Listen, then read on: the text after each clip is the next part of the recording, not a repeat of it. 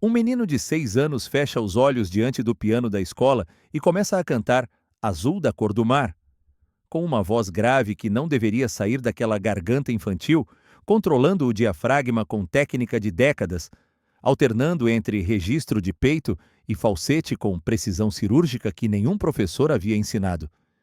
Ele para no meio da música, tremendo, sussurrando. O arranjo de cordas está errado. Lincoln fez diferente na gravação original.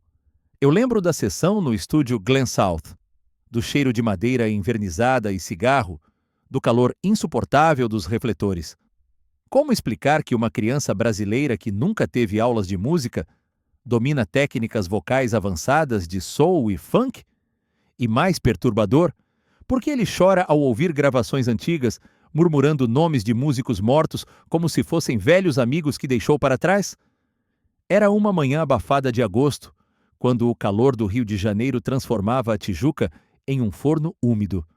Miguel Souza, 6 anos, desenhava com lápis de cor no chão frio da sala, seus traços formando instrumentos musicais que ele copiava de uma revista velha de música encontrada no armário. Fernanda Souza, pedagoga de 34 anos, corrigia provas na mesa da cozinha quando ouviu o filho cantarolando baixinho. Não era uma cantiga infantil desafinada? Era uma melodia complexa, executada com modulações vocais maduras, vibratos controlados que exigiam anos de treino. A voz saía rouca, encorpada, com um timbre que parecia vir de um homem de 40 anos, não de um menino de primeiro ano.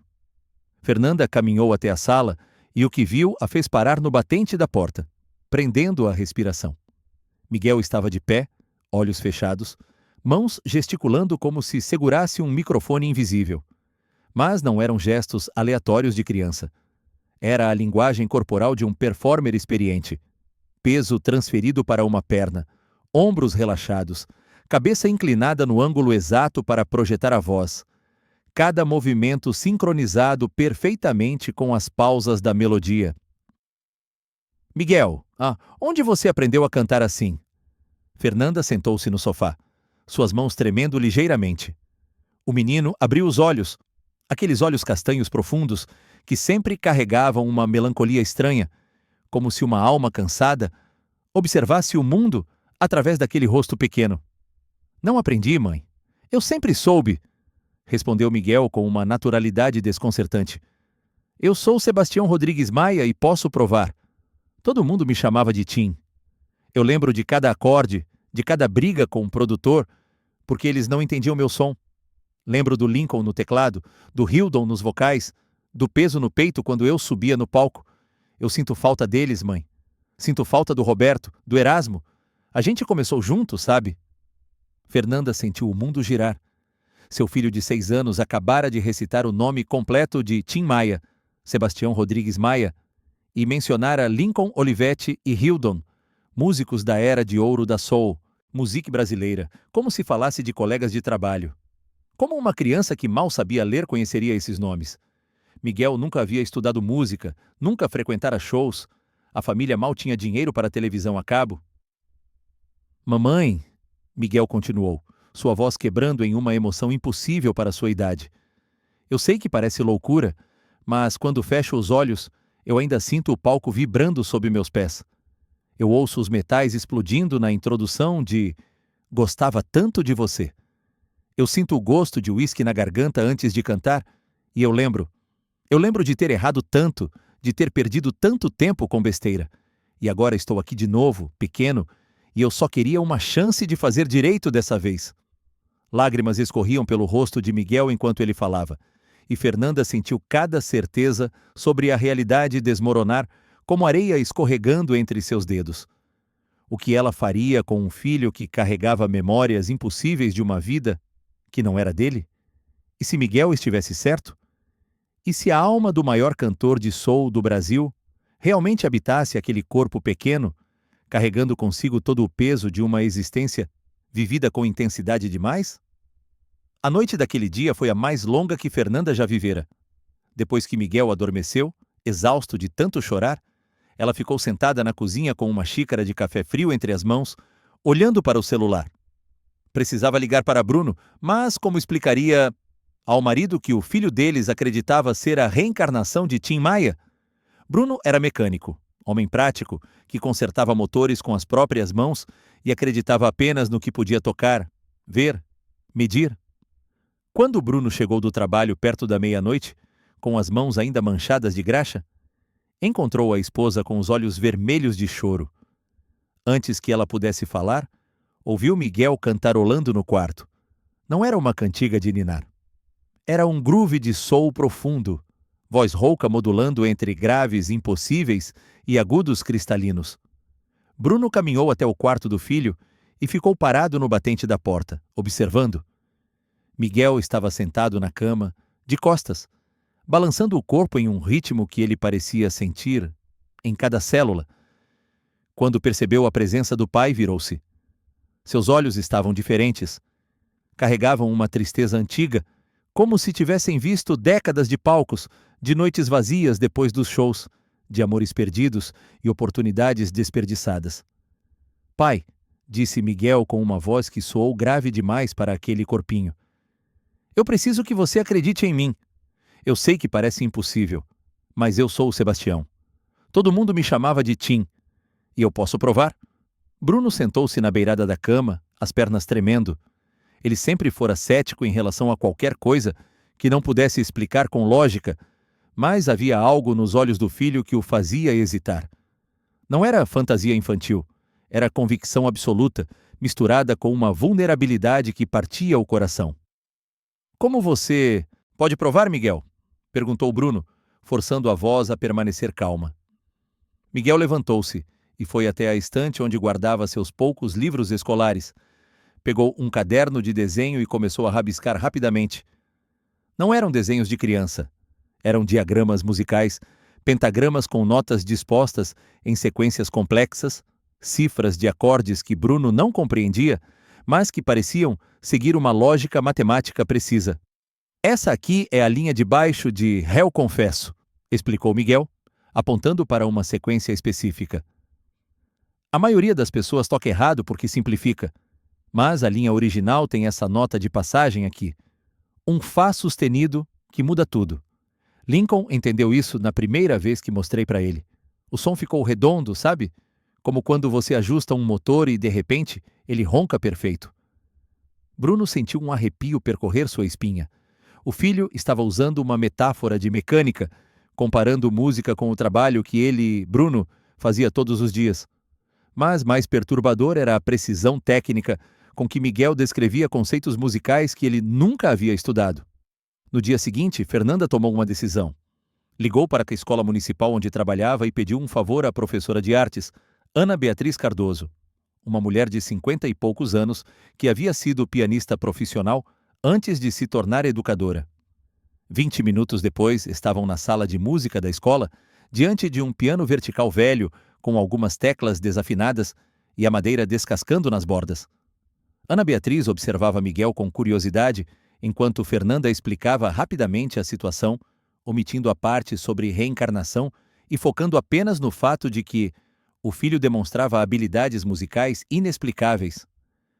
Tudo bem, Miguel, disse Ana Beatriz, sentando-se ao lado do menino no banco do piano. Você já tocou piano antes? Não nesta vida, respondeu Miguel automaticamente, e depois corrigiu-se ao ver o olhar alarmado da mãe. Quer dizer, não com este corpo, minhas mãos ainda são muito pequenas, mas eu lembro como é. Ana Beatriz arqueou uma sobrancelha, mas decidiu testar.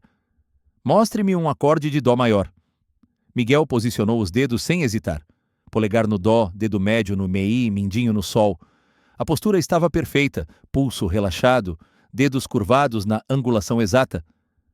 Agora um sol com sétima, pediu Ana Beatriz, aumentando a dificuldade. Miguel ajustou os dedos. Sol, si, ré, fá, mas então franziu a testa. Esse fá está desafinado, a corda está frouxa. E tem mais. Esse piano tem problema no martelo da tecla lá. Não bate direito. Ana Beatriz testou a tecla. Miguel estava certo. Havia um pequeno defeito que ela mesma só percebera depois de meses tocando aquele instrumento. Como uma criança que nunca havia tocado piano poderia identificar problemas mecânicos específicos? Miguel, disse Ana Beatriz, sua voz agora carregada de uma seriedade diferente. Toque algo para mim. Qualquer coisa. O menino fechou os olhos. Suas mãos pequenas pousaram sobre as teclas e, por um momento, houve apenas silêncio. Então, os primeiros acordes de "Gostava tanto de você" preencheram a sala. Mas não era a versão simplificada que crianças aprendem. Era o arranjo completo, com inversões de acordes complexas, alterações harmônicas que exigiam anos de teoria musical. E então, Miguel começou a cantar. Sua voz oscilava entre o timbre infantil e algo muito mais profundo, como se duas vozes coexistissem naquela garganta pequena. No refrão, ele fez algo que deixou Ana Beatriz de boca aberta. Mudou para falsete no momento exato da gravação original, alternando o registro de peito para cabeça, com uma técnica que ela levara 10 anos para dominar. Quando a música terminou, o silêncio na sala era denso. Ana Beatriz tinha lágrimas escorrendo pelo rosto. Fernanda segurava a mão na boca, tentando conter os soluços. "Quem te ensinou isso?" perguntou Ana Beatriz, sua voz mal passando de um sussurro. "Ninguém me ensinou", respondeu Miguel, enxugando os próprios olhos. "Eu sempre soube. É como respirar. Eu não penso, eu só sinto a música e ela sai." Ana Beatriz olhou para Fernanda com uma expressão que misturava incredulidade e reverência. "Fernanda, eu dou aulas de música há 28 anos. Toquei profissionalmente por 15. O que esse menino acabou de fazer? Crianças prodígio levam anos de treino intensivo para alcançar esse nível, e ainda assim, há algo na forma como ele toca que transcende técnica. É como se ele tivesse décadas de experiência de palco." Naquela tarde, Ana Beatriz gravou Miguel cantando no celular e enviou para um grupo de WhatsApp de professores de música do Rio de Janeiro. O vídeo se espalhou rapidamente, primeiro entre educadores musicais, depois para músicos profissionais, até que, em 3 dias, havia 47 mil visualizações. Os comentários eram uma mistura de choque e análise técnica. Um professor de canto postou: "Esse garoto tem controle de diafragma que eu só vi em cantores com 40 anos de carreira. O fraseado é de veterano da música soul.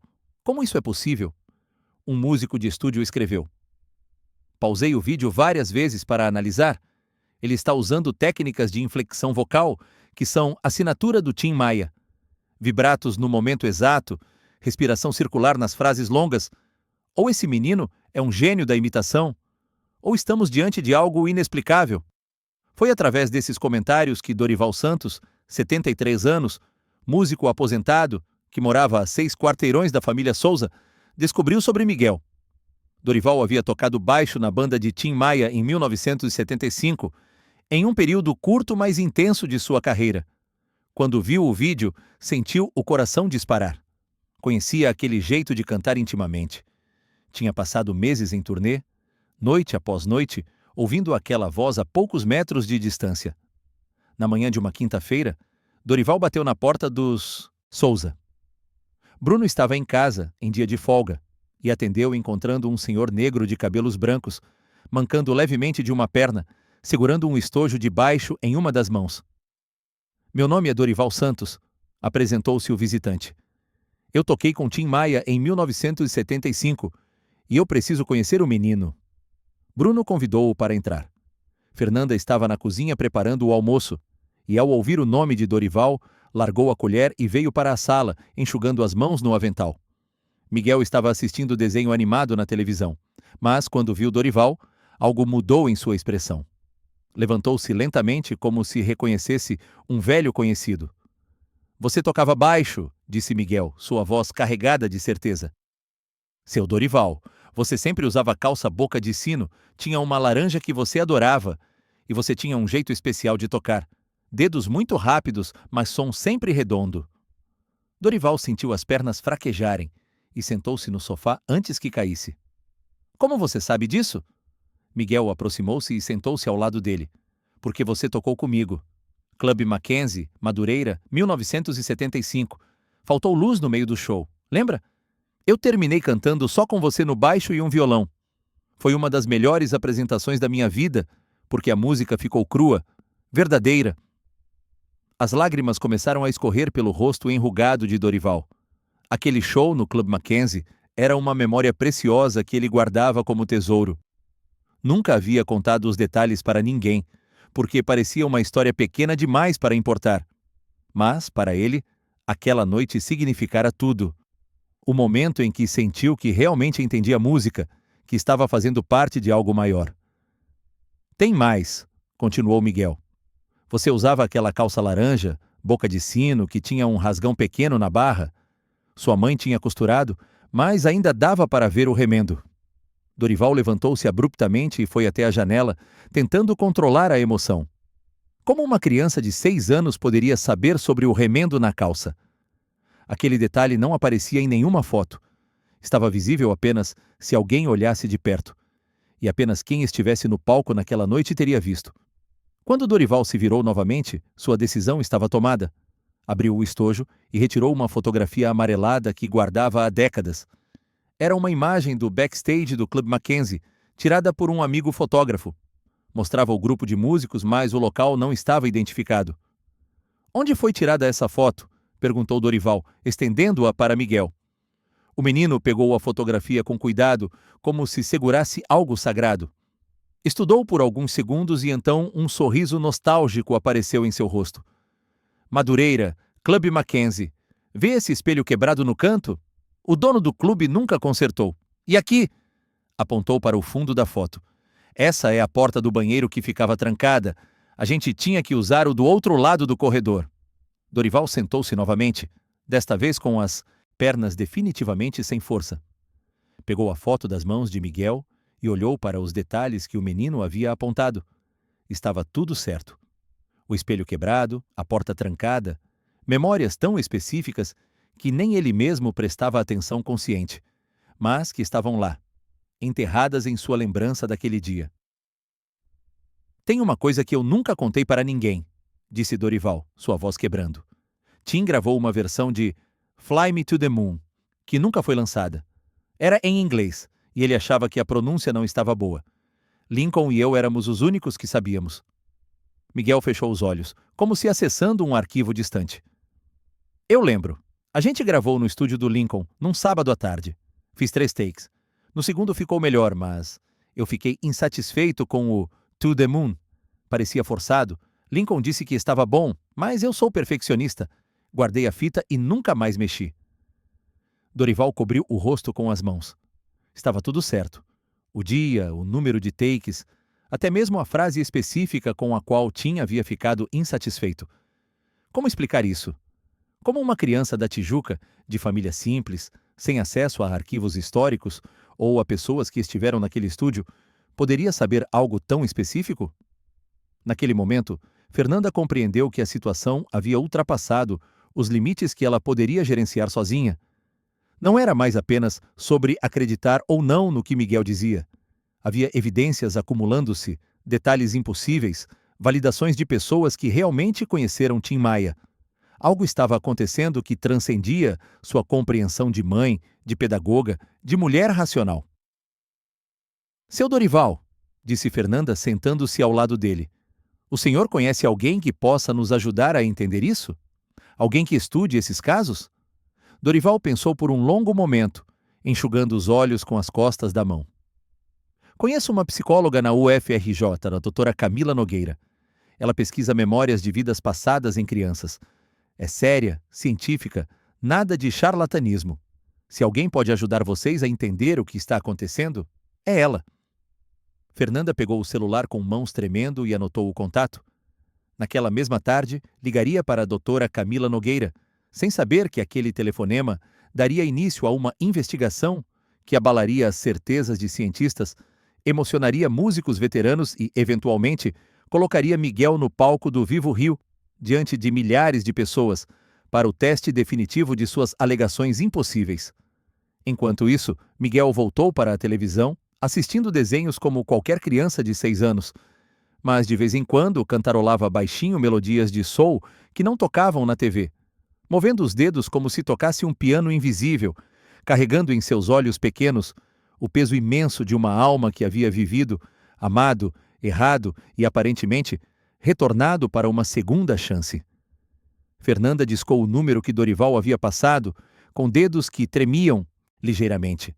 Eram quase 7 da noite quando uma voz feminina, calma e profissional, atendeu do outro lado. Doutora Camila Nogueira.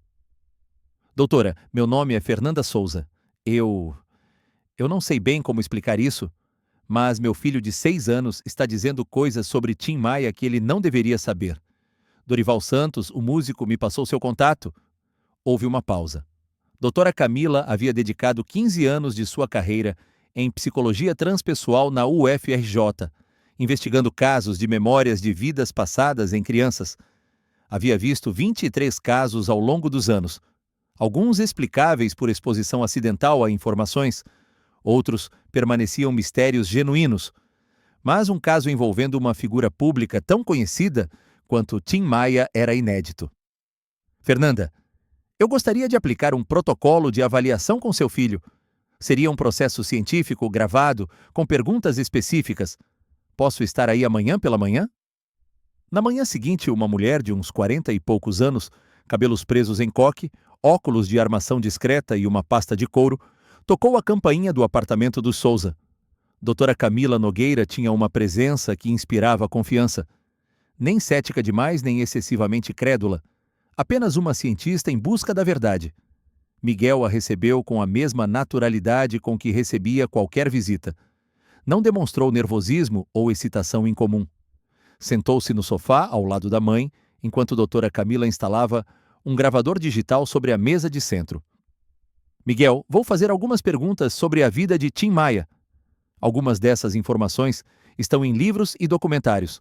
Outras não. Tudo bem? O menino assentiu. Havia uma serenidade em seus olhos que doutora Camila raramente via em crianças. Ausência de ansiedade performática, apenas quietude. Qual era o nome completo da mãe de Tim Maia? Dona Nilza Rodrigues Maia, respondeu Miguel sem hesitar.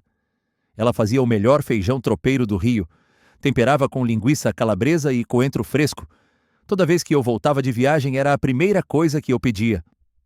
Doutora Camila anotou. A primeira parte era informação pública, mas o detalhe sobre o tempero do feijão? Isso não constava em biografias.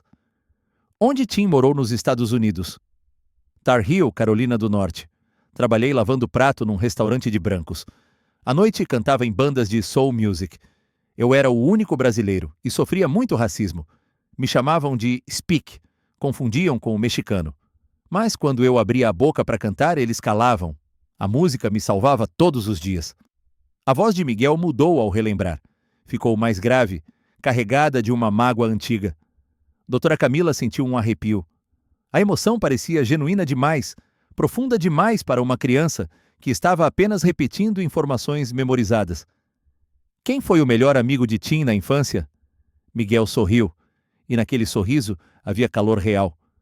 Roberto Carlos. A gente cresceu aqui na Tijuca, bem pertinho, jogava bola, na Praça Afonso Pena. Roberto era melhor que eu no futebol, mas eu cantava melhor. Ele riu. A gente sempre brincava com isso. Quando ficamos famosos, continuamos amigos, mas a vida foi separando. Eu sinto falta dele. Doutora Camila mudou de estratégia. Era hora de testar com perguntas impossíveis, detalhes que não estariam em nenhuma biografia. Descreva a casa da sua mãe. Como era por dentro? Miguel fechou os olhos. Quando falou, era como se estivesse caminhando pelos cômodos. Tinha uma cortina de renda na sala, bege, que minha mãe lavava todo mês. O sofá era verde musgo, meio desbotado, porque ficava perto da janela e o sol batia. Na cozinha, ela guardava biscoito de polvilho em uma lata de metal azul em cima da geladeira, uma lata velha de biscoito Aimoré, que ela reutilizava. O chão da sala era taco, mas tinha uma tábua que rangia perto da porta do quarto. Eu sempre pisava nela quando chegava tarde, e minha mãe sabia que eu tinha voltado. Fernanda observava a doutora Camila anotar freneticamente. A psicóloga havia estudado todas as biografias de Tim Maia disponíveis. Nenhuma continha esse nível de detalhe sobre o interior da casa de Dona Nilza. Se Miguel estava inventando, a consistência e especificidade eram assombrosas.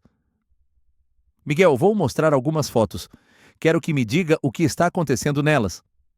Doutora Camila espalhou 30 fotografias sobre a mesa. Eram imagens que ela havia coletado de arquivos pessoais, bibliotecas, algumas nunca publicadas, Músicos, produtores, estúdios, palcos. Algumas tinham Tim Maia, outras não. Miguel examinou cada uma com atenção. Apontou para a primeira. Esse é o Cassiano. A gente se encontrava sempre. Ele entendia de soul de verdade. Segunda foto. Hildon, meu irmão de música. Esse cara tem uma das vozes mais bonitas que eu já ouvi. Terceira. Lincoln Olivetti no teclado. Gênio. Ele transformava minhas ideias em arranjos perfeitos. Continuou identificando. 28 de 30 corretas, incluindo pessoas em segundo plano, que doutora Camila esperava que passassem despercebidas. Mas então Miguel pegou uma foto específica. Interior de um estúdio, sem pessoas visíveis, apenas equipamentos. Estúdio sumiu, disse ele, tocando a imagem com reverência. Gravei Rational Cultures aqui. Olha o piso, taco escuro. Tinha manchas de café ali perto da mesa de som, porque o técnico sempre derrubava. E vê aquela mancha na parede? É de fumaça de cigarro. A gente fumava tanto que o dono reclamava. Doutora Camila verificou suas anotações. A foto era do arquivo pessoal de um técnico de som aposentado. Nunca havia sido publicada. As manchas que Miguel descrevia eram visíveis, mas passariam despercebidas para qualquer um que não tivesse passado horas naquele ambiente. Como você sabe disso, Miguel? Porque eu passei dias nesse estúdio. Semanas. Eu era chato, perfeccionista. Fazia regravar até ficar do jeito que eu queria. E enquanto esperava os músicos, ficava olhando essas paredes, esse chão. Esses detalhes ficam na memória quando você vive uma coisa de verdade. A próxima etapa do protocolo envolveu música. Doutora Camila havia convidado Marcelo Ribeiro, professor de piano do Instituto Vila Lobos, especialista em música brasileira. Marcelo chegou ao apartamento carregando partituras e um gravador profissional. Miguel, disse Marcelo, acomodando-se ao lado do menino. Vou tocar alguns trechos de músicas de Tim Maia ao piano. Quero que você me diga se está correto. Tocou a introdução de Gostava Tanto de Você. Miguel ouviu atentamente e então balançou a cabeça. O acorde do terceiro compasso está errado. Você tocou DM7, mas é DM7 com nona. Faz diferença no som. Fica mais jazzístico, mais sofisticado. A partitura oficial simplifica porque a maioria dos pianistas não percebe a diferença. Mas Lincoln tocava certo. Marcelo conferiu a gravação original com fones de ouvido. Isolou a linha do teclado. Miguel estava certo. A nona estava lá, sutil, mais presente. Testou mais 12 arranjos. Miguel corrigiu detalhes em 9 deles. Notas de passagem, inversões de acorde, pequenas variações que existiam nas gravações originais, mas foram simplificadas nas transcrições oficiais. Quem transcreveu essas partituras não tinha ouvido para soul, comentou Miguel com uma autoridade estranha. Soul é sobre as notas que ficam entre as notas, os bends, os glissandos. Quando você escreve tudo certinho na partitura, perde a alma. Marcelo olhou para a doutora Camila com uma expressão que misturava choque e reverência. Doutora, eu ensino teoria musical há 18 anos. O que esse menino acabou de articular é filosofia musical avançada. E mais, ele está tecnicamente correto sobre cada detalhe que apontou. Mas o momento mais perturbador ainda estava por vir. Doutora Camila, sem avisar, colocou do leme ao pontal para tocar no celular. Era um teste emocional. Observar como Miguel reagiria a uma das músicas mais íntimas de Tim Maia. Os primeiros acordes preencheram a sala. Miguel ficou imóvel por alguns segundos. Então seu rosto se contorceu. Lágrimas começaram a escorrer, seguidas de soluços profundos, descontrolados. Não era choro de criança frustrada, era lamento de adulto nostálgico, de alguém confrontando perda irreparável. Eu fiz essa música pensando no Rio, disse Miguel entre soluços, sua voz quebrando. Na cidade que eu amava, do Leme ao Pontal, cada pedaço dessa cidade estava em mim. E agora, eu olho pela janela e ainda é o mesmo Rio, mas eu estou diferente, pequeno, e todo mundo que eu amava está velho ou morto. E eu sinto tanta falta de ver o pôr do sol no arpoador, com os amigos, de cantar no canecão cheio, de sentir que eu pertencia a algum lugar. Fernanda abraçou o filho, ela mesma chorando. Doutora Camila precisou pausar a gravação e sair para a cozinha para recuperar a compostura profissional. Em 15 anos investigando casos de memórias de vidas passadas, nunca havia presenciado reação emocional tão visceral, tão adulta. Quando a doutora Camila voltou, tinha tomado uma decisão. Era hora de testar algo que poderia ser definitivo. Com a permissão de Fernanda, pegou o telefone e discou um número que havia obtido através de contatos na indústria musical. Do outro lado da linha, uma voz rouca atendeu. Alô? Hildon. Meu nome é Camila Nogueira, sou pesquisadora da UFRJ. Estou com uma criança de 6 anos que alega ter memórias de Tim Maia. Sei que parece absurdo, mas gostaria que você conversasse com ele. Houve uma pausa longa. Hildon era um dos melhores amigos de Tim Maia, parceiro musical de décadas. Tinha ouvido muitas histórias estranhas sobre o amigo ao longo dos anos, mas aquilo era novo.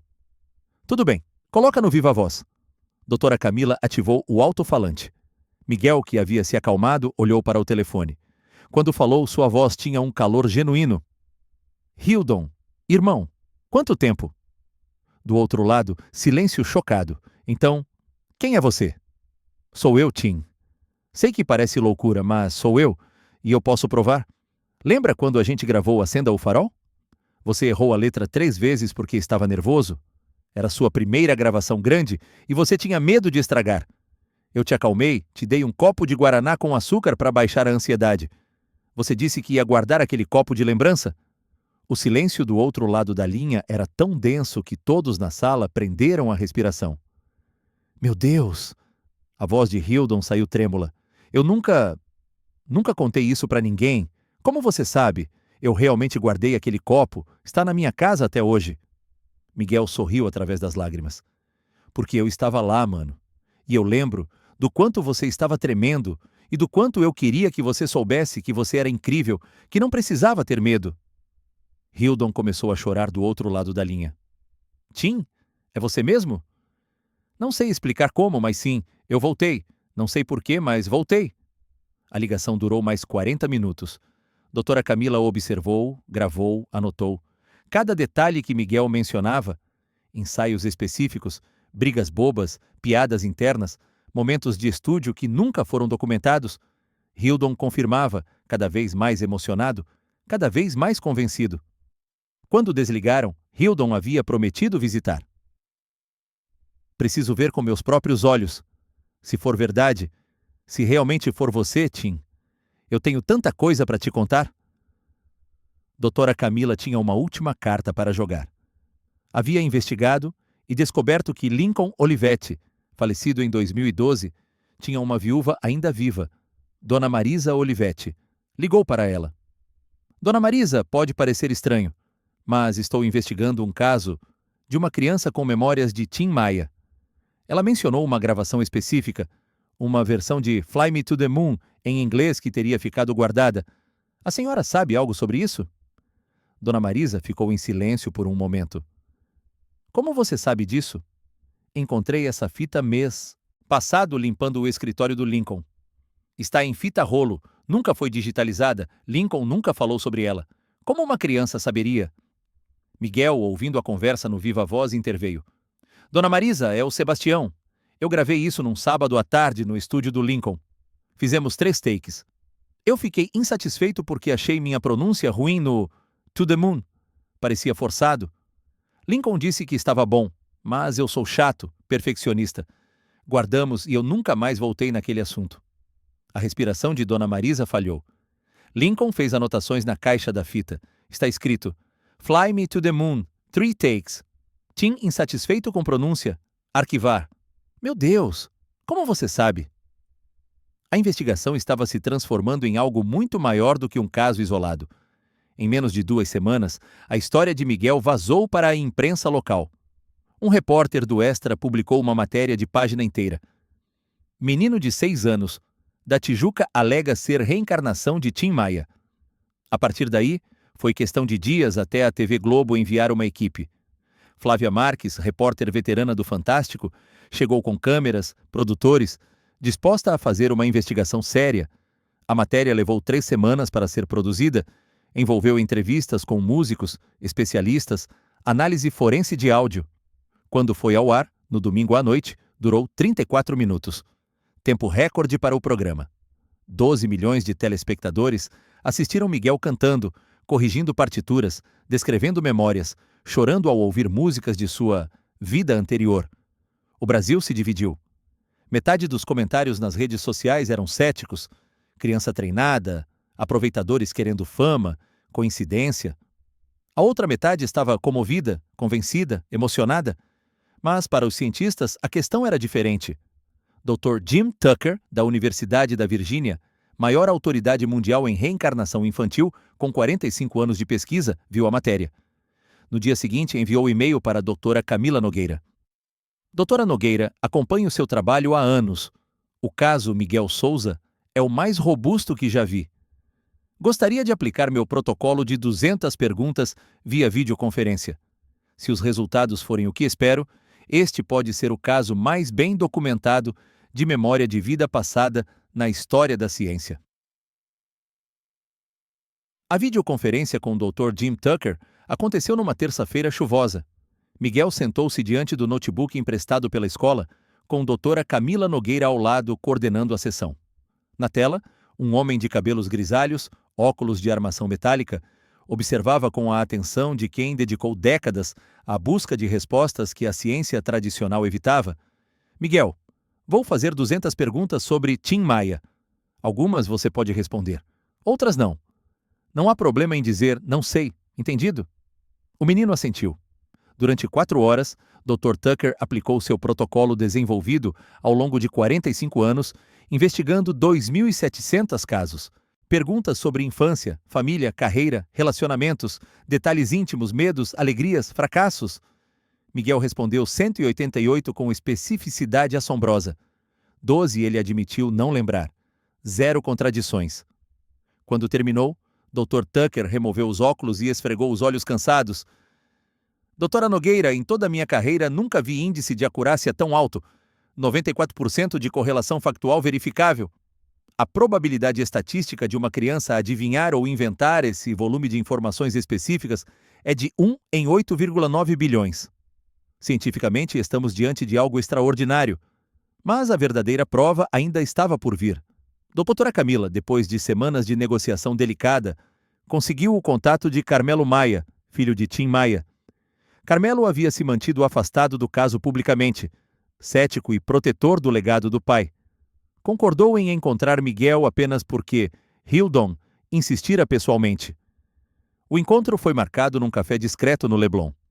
Carmelo chegou tenso, braços cruzados, olhar desconfiado. Era um homem de 40 e poucos anos, produtor musical que crescera sob a sombra de um pai genial e problemático. Havia passado décadas tentando processar aquela relação complexa. Miguel entrou no café segurando a mão de Fernanda. Quando viu Carmelo, seus olhos se encheram de lágrimas imediatamente. Não eram lágrimas de nervosismo infantil. Era a emoção de pai vendo o filho adulto pela primeira vez. Você nasceu em 1975, disse Miguel, sua voz quebrando antes mesmo de se sentar. Eu estava gravando Réu Confesso quando sua mãe me ligou dizendo que estava grávida. Eu quase desmaiei de felicidade. Naquela noite compus Você, pensando em você, no filho que eu ia ter. Carmelo permaneceu impassível, mas algo em seus olhos mudou ligeiramente. Muita gente sabe dessas informações, respondeu cauteloso. Você tinha um coelho de pelúcia marrom? Continuou Miguel aproximando-se. Chamava ele de orelhão, porque as orelhas eram enormes. Você levava para todo lugar. Dormia abraçado com ele. Uma vez você perdeu na casa da sua avó e chorou a noite inteira. Eu procurei durante horas, até encontrar embaixo do sofá. Carmelo sentiu o ar escapar dos pulmões. Aquela memória estava enterrada tão fundo que nem ele mesmo pensava nela há décadas. Ninguém sabia sobre o orelhão. Nem sua mãe lembrava. Era um detalhe pequeno, insignificante, preservado apenas na memória de uma criança de 3 anos e do pai que consolara aquele choro. Como você sabe disso? A voz de Carmelo saiu rouca. Porque eu estava lá. Porque você é meu filho. E eu sinto muito por tudo que fiz de errado, por ter sido ausente, por ter priorizado música e besteira quando deveria estar com você. Eu tive uma segunda chance de viver e a primeira coisa que queria era te pedir perdão. Carmelo cobriu o rosto com as mãos. Lágrimas escorriam entre seus dedos. Todas as sessões de terapia, Todos os anos tentando processar a relação com o pai distante, de repente encontravam uma resolução impossível, absurda, mas visceralmente real. Pai! Sussurrou, olhando para aquela criança de 6 anos, com olhos que carregavam décadas. Miguel abraçou Carmelo e ambos choraram. Filho adulto e pai criança, invertidos pelo impossível, unidos pela música que nunca morre. Esse encontro selou a decisão. Alvorada Produções, com apoio da família Maia e dos músicos veteranos, organizou o evento definitivo. Vivo Rio, 15 de setembro, data da morte de Tim Maia. Miguel tocaria e cantaria diante de 3.500 pessoas. Se era verdade, o palco revelaria. Música não mente. A noite chegou carregada de eletricidade. Fila de 4 quarteirões do lado de fora do Vivo Rio. Dentro, primeiras filas reservadas para Hildon, Cassiano, Gerson King Combo, Carmelo Maia, Dona Marisa Olivetti, viúva de Lincoln. Imprensa internacional, BBC, CNN, El País. Dr. Jim Tucker com equipamentos de medição. Doutora Camila coordenando protocolos científicos. Nos bastidores, Miguel vestia roupa simples, calça jeans, camisa branca. Tim Maia odiava a ostentação. Fernanda ajoelhou-se na altura do filho.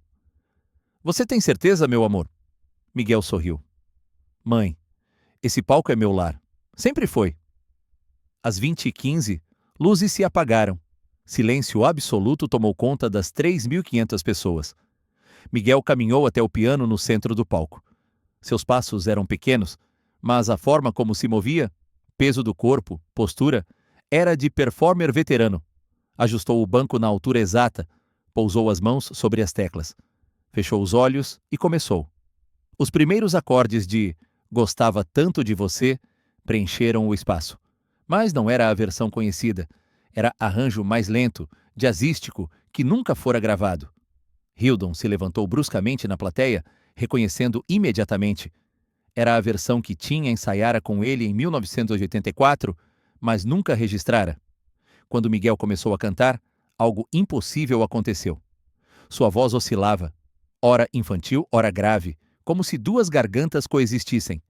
Técnica que desafiava a fisiologia. Plateia em choque silencioso. No meio da música, Miguel parou.